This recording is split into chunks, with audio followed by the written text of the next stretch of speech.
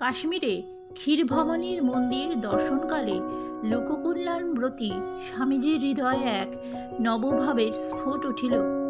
দেবীর মন্দির বিধর্মীর হস্তে বিধ্বস্ত ও কুলুষিত দেখিয়া স্বামী বিবেকানন্দের মনে যেমনি অতীতের নির্বীজতা ও নিষ্ক্রিয়তার প্রতি ধিক্কার ধ্বনি উত্থিত হইল, অমনি মা ভবানীর ভৎসনা বাণী শুনিতে পাইলেন। আমি মনে করিলে কি অসংখ্য মঠ ও মন্দির স্থাপন করতে পারি না? এই মুহূর্তে কি এখানে সপ্ততল মন্দির উঠিতে পারে না? এই দৈববাণীর মর্ম উপলব্ধি করিয়া অদম্য কর্মী বিবেকানন্দ মায়ের ইচ্ছাসাগরে আপন ইচ্ছা বিসর্জন দিলেন। তদবধি যাহা ঘটিবে সবই মায়ের অঙ্গুলি হেলনে।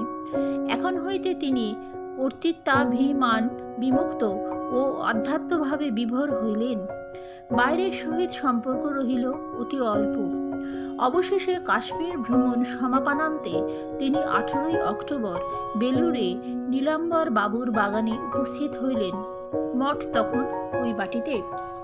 ইত্যাবসরে 1898 খ্রিস্টাব্দের 3রা ফেব্রুয়ারি শ্রীযুক্তা সারাবুলের সৌজন্যে বেলুড়ে স্থায়ী মঠ স্থাপনের জন্য ভূমি ক্রয়ের বায়না হইয়া যথাসময় উহাতে নতুন গৃহাদি নির্মাণ ও পুরাতন গৃহের সংস্কারাদি পূর্ণবেগে চলিতেছিল। নভেম্বর মাসের প্রারম্ভে উহার কার্য শেষ হইলে 9 ডিসেম্বর সেখানে শ্রী শ্রী ঠাকুরের পূজাদি হইল এবং অবশিষ্ট সমস্ত আয়োজন সমাপনান্তে 1899 খ্রিস্টাব্দের 2রা জানুয়ারি সাধুবৃন্দ নবীন মঠটিতে উঠিয়া আসিলেন। বিবেকানন্দের আরেকটি কল্পনা বাস্তবে পরিণত হইল।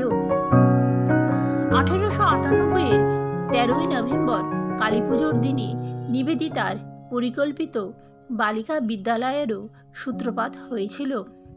আবার 1899 খ্রিস্টাব্দের 15ই জানুয়ারি 1305 সন 1 মাঘ স্বামী ত্রিগণাতীতানন্দের সম্পাদকতায় ও পরিচালনায় বঙ্গভাষায় উদ্বোধন পত্রিকাটি প্রকাশিত হলে স্বামীজির সাফল্য আরেকটি স্তর ঊর্ধ্বে উঠিল।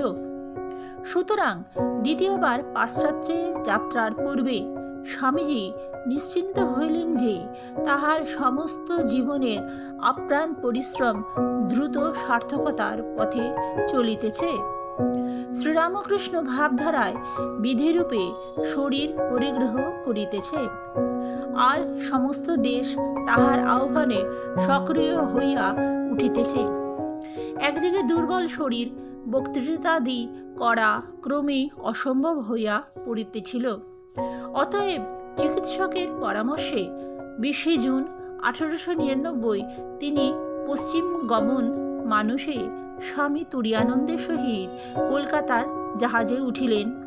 জাহাজ 31 জুলাই লন্ডনে পৌঁছল এবং তাহার 16 আগস্ট আমেরিকাভিমুখে যাত্রা করিলেন। শ্রীরামকৃষ্ণ ভক্তমালিকা স্বামী বিবেকানন্দ। জয়তু শ্রীরামকৃষ্ণ, জয়তু শ্রীরামকৃষ্ণ, জয় মা, জয় মা, জয় মা, জয় স্বামীজি, জয় স্বামীজি, জয় স্বামীজি। ঠাকুর মা স্বামীজির কৃপা সকলের ওপর বর্ষিত হোক এই কামনায় করি। এই চ্যানেলটি আমার অত্যন্ত ক্ষুদ্র প্রয়াস। যদি ভালো লাগে তাহলে চ্যানেলটি সাবস্ক্রাইব করার অনুরোধ রাখি। সকলে ভালো থাকবেন। আবার দেখা হবে পরবর্তী ভিডিওতে। নমস্কার।